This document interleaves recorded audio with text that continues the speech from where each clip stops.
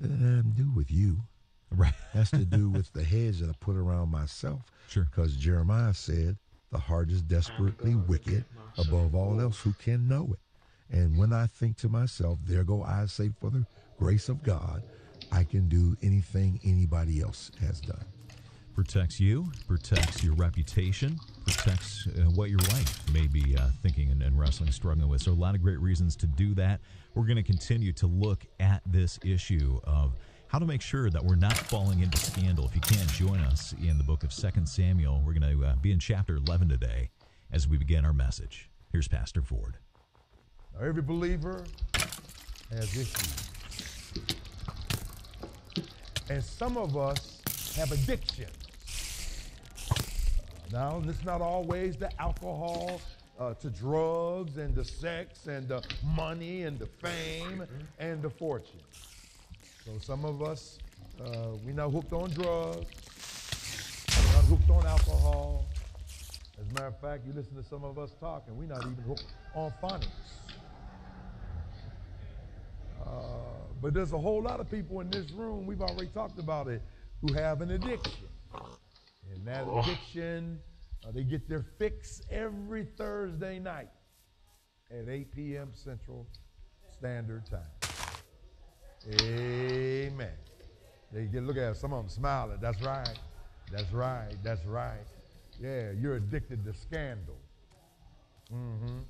Yeah, you know that program where the Olivia Pope is sleeping with the president, and the president's wife is sleeping with one of the advisors.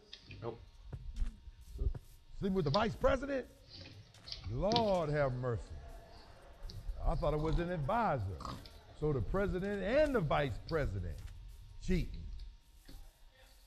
But I want to tell you, that's not the only presidential scandal. This morning, I want to talk about a president who is a skilled musician. This president brought economic stability to a nation. As a matter of fact, his policies endeared other nations to him. But something happened, and this president abused the use of his Oval Office by having inappropriate sexual contact with a younger woman. Now, you're not going to believe this. He tried to cover it up by having a trusted friend provide a job in another city. Whoa, whoa, whoa, whoa.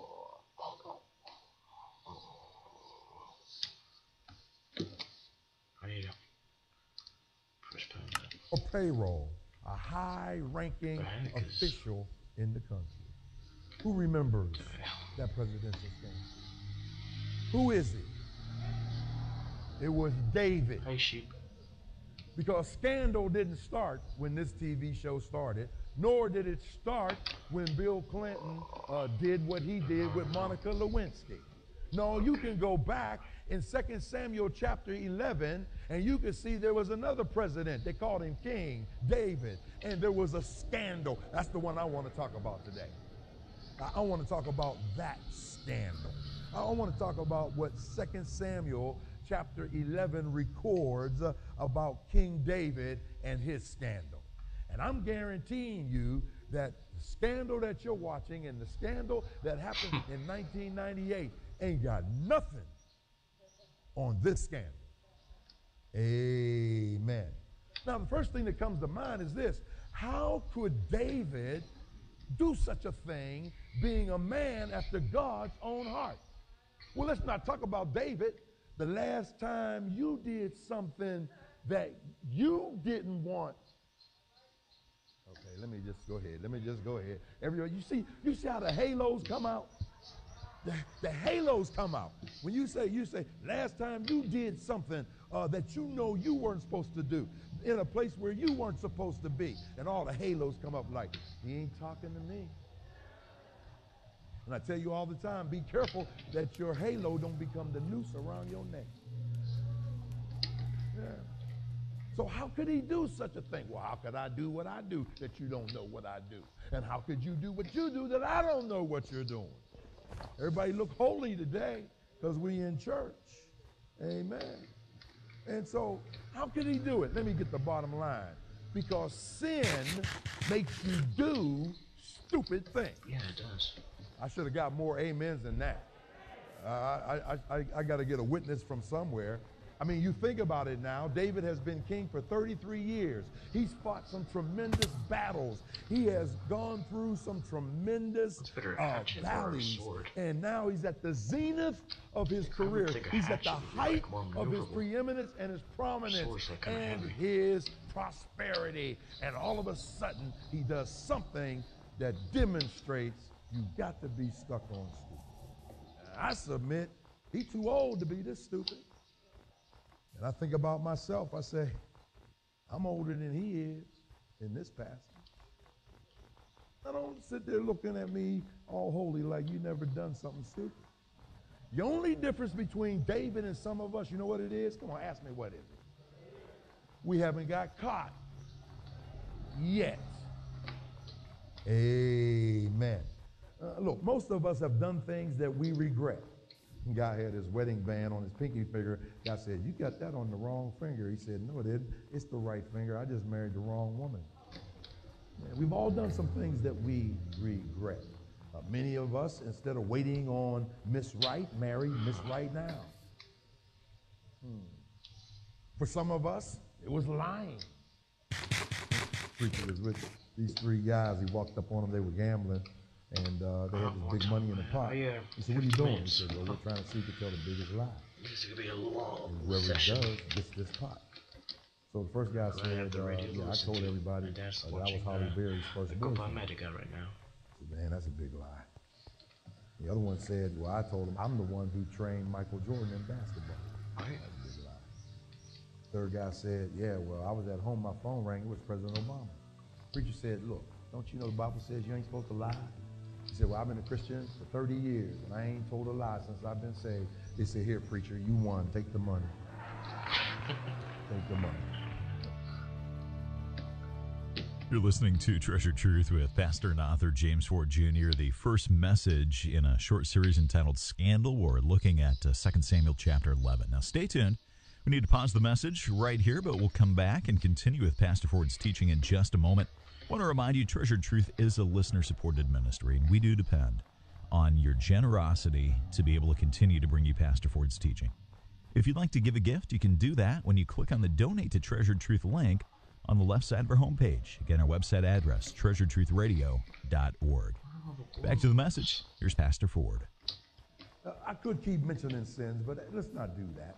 Let's just look at the text, because I submit to you that what we see in this text is how a scandal gets started. Now, listen, I know we've been watching too much TV, and we see the down, the dirty, the nasty. I'm telling you that when you look at how David fell into a scandal and how we fall into a scandal, we're going to see that it didn't start with some great big old sin thing. It was the little foxes that spoiled the grape. I'm going to show you. We're going to walk in and hopefully it'll help us to avoid our scandal. Notice, first of all, let's look at the steps to David's scandal. Notice, first of all, it was location. Go ahead, say location. Yeah, that's how it starts. Look at verse 1. And it came to pass after the year was expired, at the time when kings go forth to battle, that David sent Joab and his servants with him and all Israel, and they destroyed the children of Ammon and besieged Rabbah, but David tarried still at Jerusalem. Now you got to understand what's going on here. You see, the return of spring was the usual time for commencing military activity. And so the Ammonites, they had taken David's ambassadors back in chapter 10. If you read back, you'll see David sent a peace corps to the Ammonite king, and he shaved off their head and shaved off their beards. I was wondering now, why was that so bad? Because customs and manners tells us that if you were a free man, you had a beard. If you were a slave, you were clean shaven. And so here he now is humiliating them. He sends them back to David. David gets his army together and bam, right upside their head, wipes them out. They have an alliance with Syria to get some help against David and Israel, and David whoops all of them. So now the rainy season comes in the winter, and it's not conducive for warfare. So David and all of his men go back to Israel. Now it's springtime, and it's time to fight again. And so he makes us know in the text, Samuel does, he says, it's the time when kings go to battle. Who is David? Where should he be? In the battle. Where is he? At Jerusalem, in his crib, on the roof. Oh, this story. Let me see if I can get you to understand what I'm saying. It says all Israel was there. Everyone is where they should be but David. Now, watch this. David is not where he should be.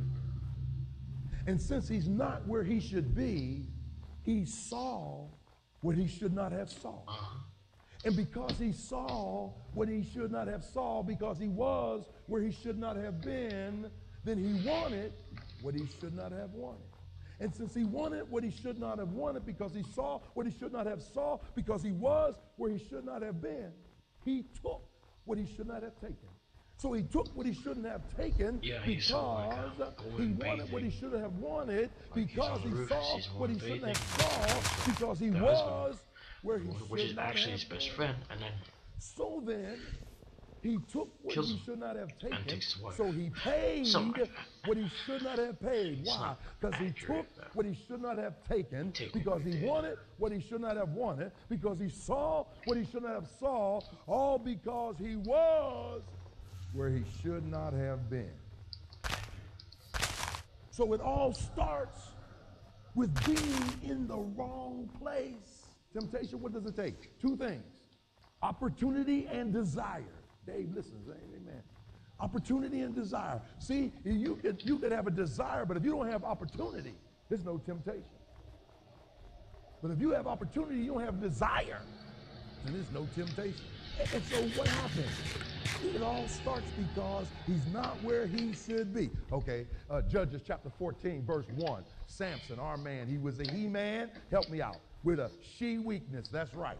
It says, King James, he smoked the Philistines hip and thigh. And that's exactly what they got him with, hip and thigh. That's it.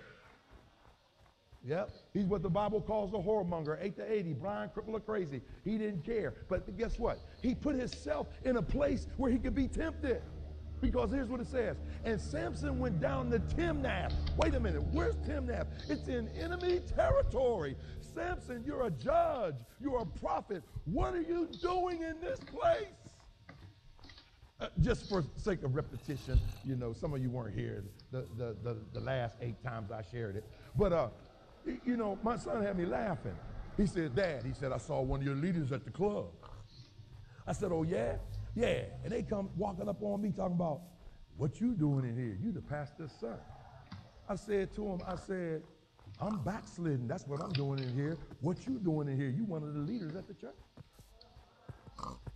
And no, don't cover up, because he didn't tell me who you were. All he did tell me was he looked around and you was walking out the place. It's enemy territory. What are you doing there? Okay, y'all not feeling me. A Christian at the 50, that's enemy territory. A Christian at Bevy, at Graffiti, at the Shrine, at Red Kiva, at Vertigo Sky Lounge, at the Violet Hour, at the Underground, at Funky Buddha Lounge, at Signature, at Parliament, at Dragonfly, at Roof on the Wit, at Bottom Lounge, at Time. Now you feeling me. Some of y'all ain't hit your joint. I didn't know. Is the flat still open? It's closed? Who said that? How about 6th Street down under? Is it? No? How about Mirage? It's still open?